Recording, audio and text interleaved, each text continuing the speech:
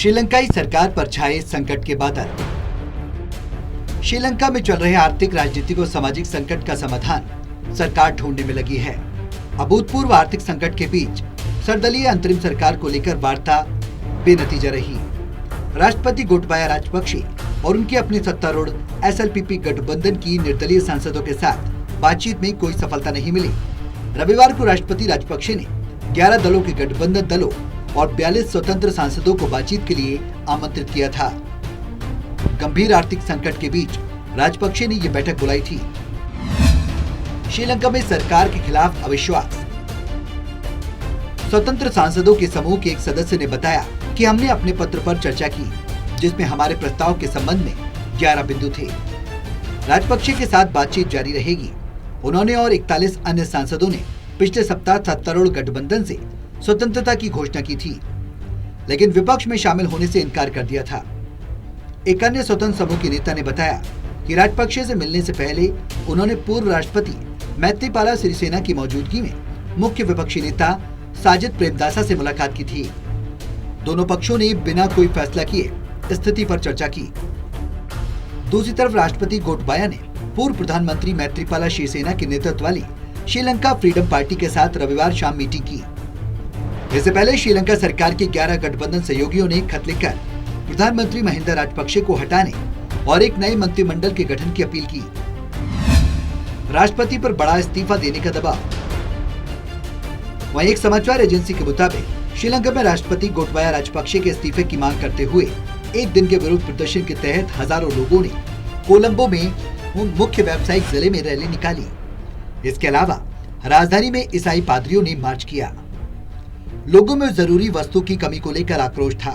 प्रदर्शनकारी देश की बदहाल स्थिति के लिए गोटबाया राजपक्षे और उनके प्रशासन को जिम्मेदार ठहरा रहे थे। सरकार के खिलाफ प्रदर्शन जारी। आर्थिक संकट के चलते कोलंबो में लोग अपनी सरकार के खिलाफ प्रदर्शन कर रहे हैं।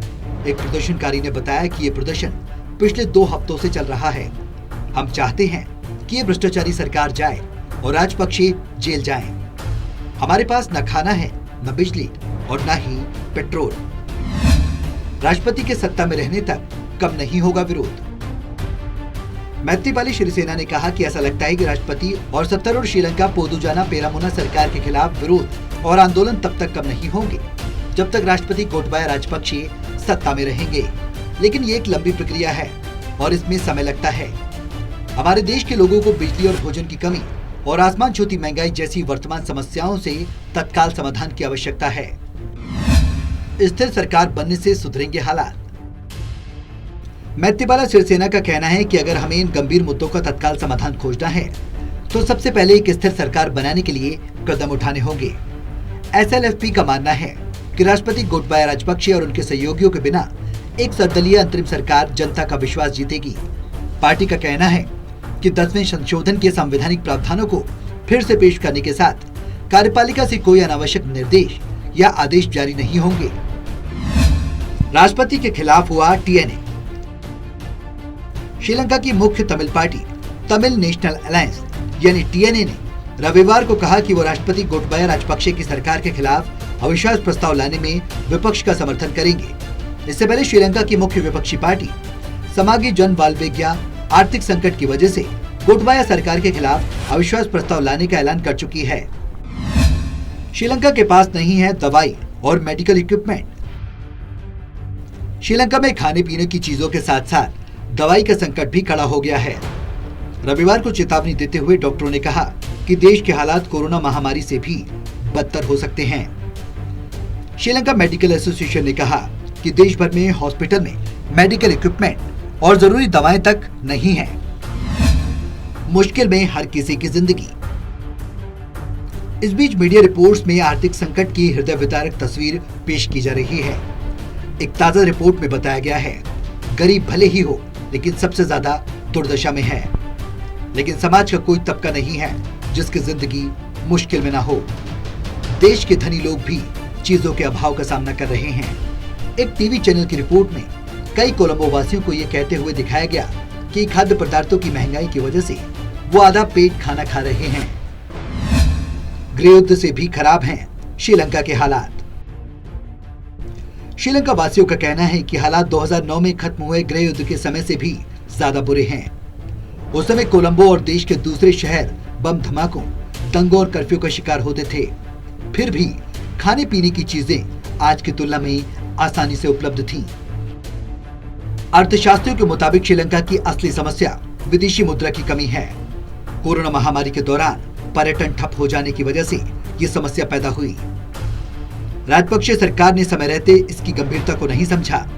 आज विदेशी मुद्रा की कमी के कारण वो लोगों की मांग के मुताबिक जरूरी चीजों का आयात नहीं कर पा रहे हैं। ईंधन का पर्याप्त आयात न होने की वजह से बिजली उत्पादन गिर गया है। इससे उद्योग धंधों में रुकावट आ गई है। देसी उत्पादन गिर जाने और आयात न होने के चलते महंगाई आसमान छूने लगी है। बीते मार्च में देश में खाद्य पदार्थों की मुद्रास्फीति दर 30.2% रही। भारत पहुंच रहे श्रीलंकाई शरणार्थी। रविवार को 19 श्रीलंकाई शरणार्थी तमिलनाडु तट पर पहुंचे। आधिकारिक सूत्रों के मुताबिक महिलाओं और बच्चों सहित ये सभी श्रीलंका के उत्तरी क्षेत्रों से 2 अलग अलग नावों में रामेश्वरम तट तक पहुंचे। दूसरी तरफ राजधानी कोलंबो में हजारों श्रीलंकाई लोग रैली निकालकर राष्ट्रपति के इस्तीफे की मांग कर रहे हैं। भारत की मदद से कीमतें काबू में रखने में मिलेगी मदद।